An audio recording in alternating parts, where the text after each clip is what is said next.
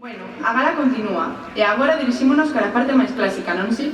Iso é, Mateo e os seus compañeiros de quinto de primaria interpretarán a canción Solo te pido de Manuel Escobar.